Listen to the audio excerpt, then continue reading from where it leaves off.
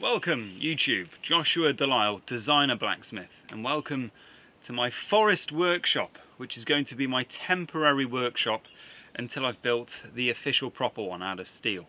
So today I've got lots of different projects happening that I need to crack on with, and I've got both my demo forge, coke forge here, that's water cooled, and I've got my gas forge here. And so I'm going to be rigging up my gas forge, but I'm also going to be upgrading it.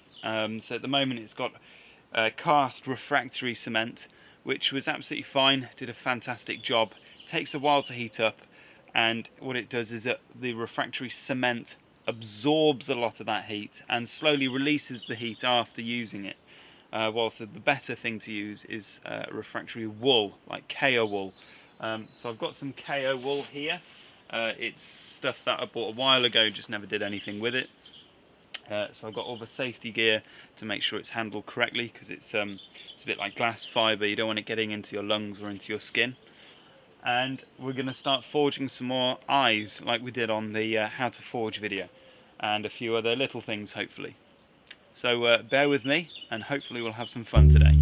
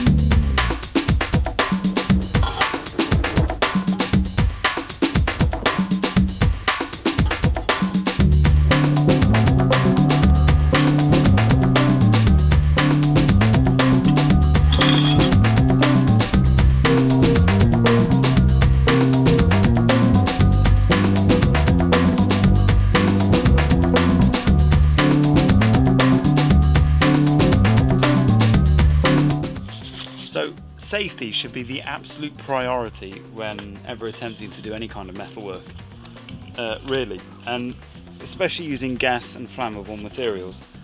So I've kept the gas bottle a good distance away, a place where I can get good access to. What I've also got is a fire extinguisher on hand. So the other thing that I am most concerned about is the shelter itself. Now, it's not fireproof. I think it is a good material that it has some sort of resistance at least, which seems a little bit silly when you've got flammable things happening in here. And providing I don't create a big fire explosion, everything should be absolutely fine.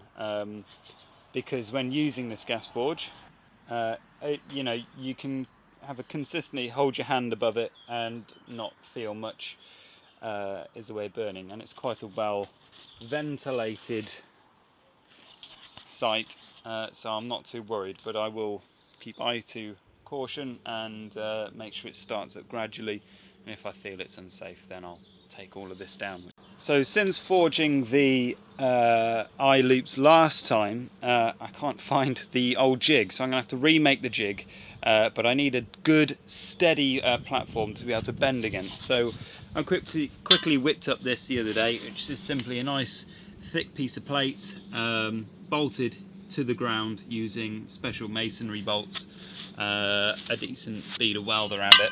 It's not going to go anywhere. I've welded this plate on top, and that should be big enough to make my jig.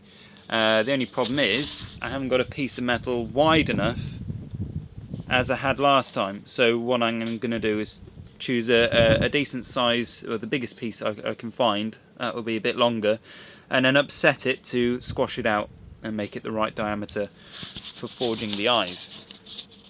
If that makes any sense. Watch and learn, hopefully, from my mistakes.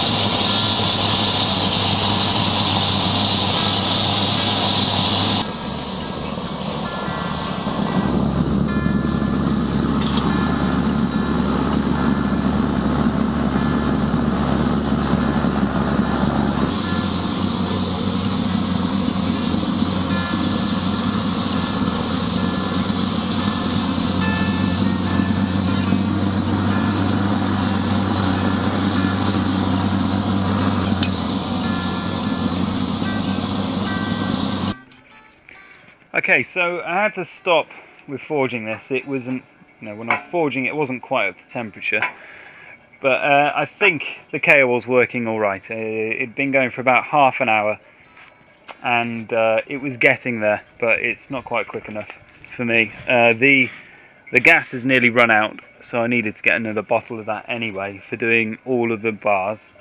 But in the meantime, to forge this tool, I'm going to use the coke forge because it's quicker, get better hotter temperatures, and a concentrated heat.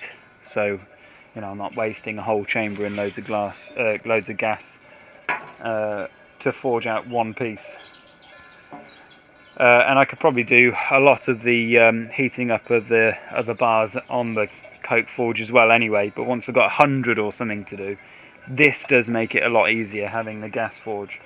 If you've just got 10 or something, coke forge is alright, so I'm going to get the coke forge going now.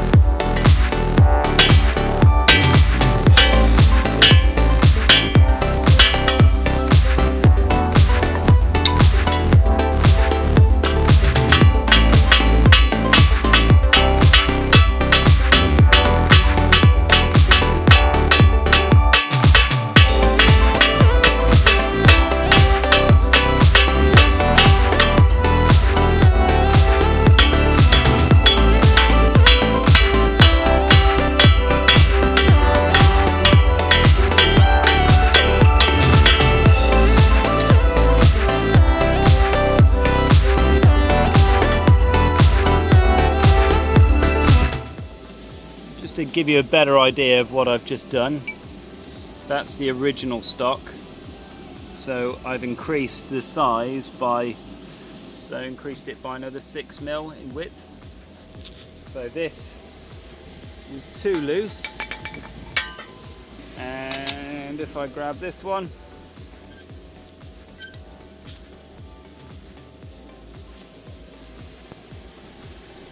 that's just ever so just too big. I think with a little whiz around on a belt sander or something, that would be fine.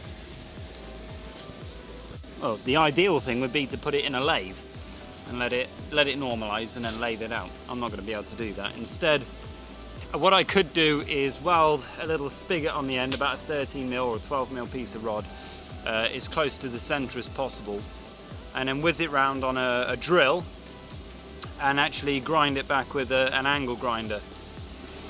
But the forge this is the beautiful thing I love about a coke forge, is it's ready to go at any time. So just whack the air in and you can hear that'll get it to temperature no problem. Turn it down, whack it down like that, no oxygen is getting in there, and it can remain dormant like that. If it dies down too much, it will go out, but I'll just put a tiny bit of air into it, but not much, just to keep it ticking over. Whilst a gas forge, it's kind of all or nothing, and it takes a while for it to get up to temperature. So another plus or minus about gas forges, but if you've got 100 pieces to do, you can put them in the gas forge and forget about it, whilst the coke forge, chances are it will burn, it'll actually melt away, because that's the temperatures that the forge gets at. Whilst for anything to melt into here, you probably need to use flux to lower the critical temperature. But I think realistically, my burners, they're not that great. They're Venturi, so it shoots a jet of gas into the forge, and that jet sucks in oxygen with it around in these little holes. And the only way of really regulating the mix is to just change the pressures of the gas. There's no kind of oxygen change. So I might look into that. I might upgrade it to a forced air burner. Now that I've had a go with this kaowool though, and I've got a bit left over, I was thinking about trying one of those coffee can forges that you see so much of on YouTube, with like a little propane burner linked into it. I thought it'd be a nice experiment to see exactly how effective one of those is, whether it's worth making at all. To be honest, they just look like a bit of a novelty really, but I can't see it doing that well. But maybe it's worth an experiment, see what you can actually make with one, rather than just seeing another video on how to make one, if you see what I mean. So to find the centre of this bar, I've quite simply measured across. I found that it was 40mm across, so I've cut that in half, and I've used the square to mark out 20, and I've kept going 20, 20, 20 all around, and you're left with this kind of star shape in the middle that is the exact centre. So I'm going to weld a little spigot in the exact centre, and then I'll spin it around on the drill and give it a bit of a clean back, make sure it's perfectly round. And this little bit of metal is the other side, and I'll weld those on just on two sides, and that should be plenty enough for the jig.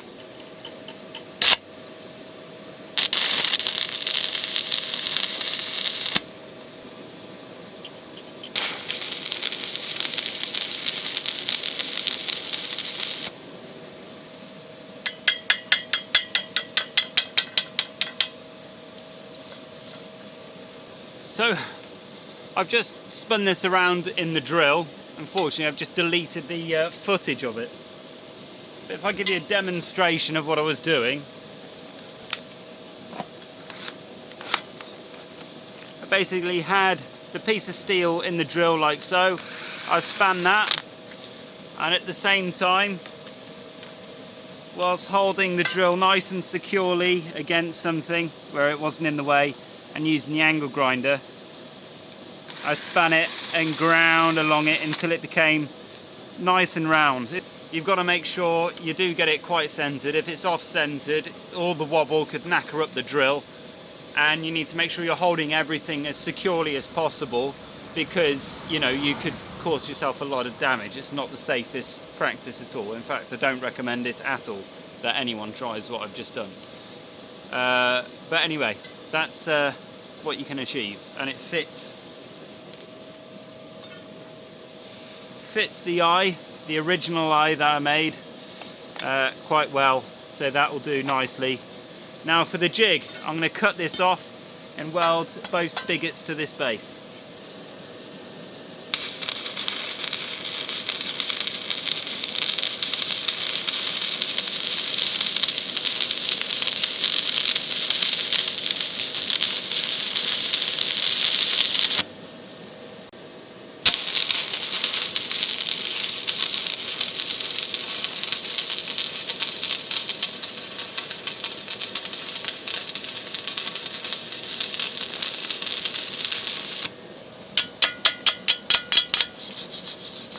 So, if you're interested, that was done using a 3.2 at 130 amps. I've got a little bit of slag inclusion there because I probably left a little bit of slag on it whilst that was on the tack that I put on. So I could clean that up, but I'm really not bothered. That is securely fitted. So now I'll start marrying up the this.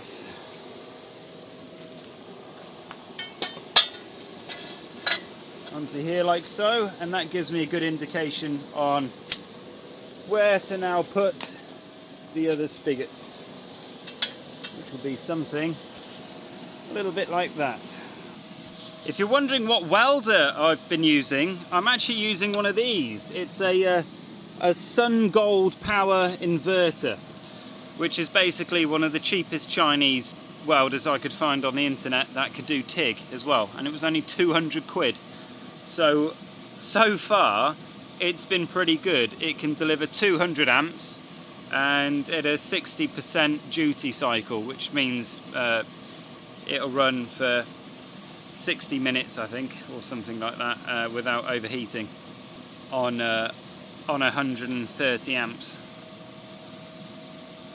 I've been really pleased with this welder so far. I bought a cheaper model earlier and I wasn't very impressed with the quality. The leads, the welding leads weren't very good, and some of the paintwork and the finish wasn't good, so I sent it back, and in exchange I just went up a little bit, spent 100 quid more and got the TIG version. I've yet to try the TIG on it, but so far the stick on it has been really good, and decent leads with this one as well.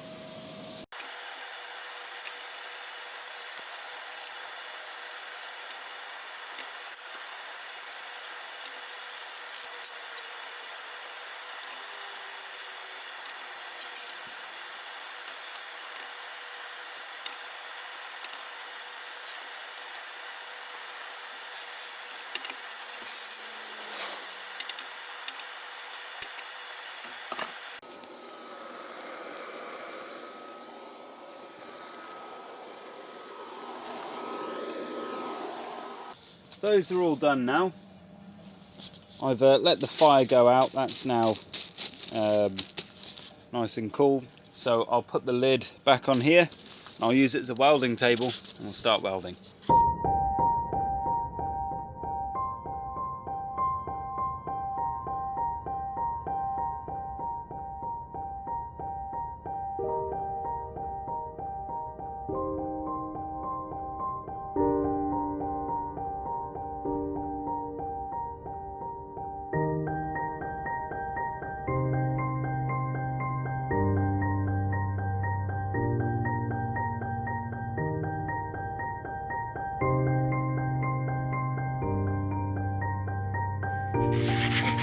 Okay, so it's the next day. It's a lovely day today, and I'm just finishing off all of these pieces ready to give to the client. Now, what I'd originally did was try and weld these all in one go. That's been the case for most of these, but not all. I might have to just top some of them up. But to clean off all the spatter, I've gone around with a chisel, and then I've gone around on the inside with a burr cutter, which is really good, and the drill. And then with the drill, just to give it a nice little final polish, I've given it a wire wheel, and if needed to, I've ground down using the angle grinder. But those are pretty much done. So join me on this journey whilst I build this workshop and start to make a restart of the whole business of blacksmithing and metalwork. And until then, happy forging a life worth living, and I'll see you next time. See you later, guys. Bye.